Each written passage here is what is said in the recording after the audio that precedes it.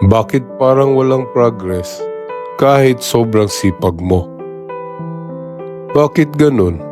Halos patayan na sa trabaho pero parang wala pa ring progress. Alam mo kung bakit? Kasi minsan, hindi sapat ang sipag kung mali ang direksyon. Pwedeng ubos ang oras mo sa bagay na hindi naman talaga nakakapagpabago ng buhay mo. Maraming tao, busy lang pero hindi productive. Ang tunay na tanong, ginagamit mo ba ang effort mo sa tamang laban? Kung gusto mong tumama sa target, ayusin mo muna ang direksyon.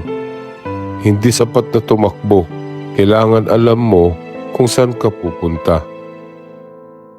Ako si Maskara, hindi mo man ako kilala, naiintindihan kita. Pag may natamaan, siguro panahon na para gumising.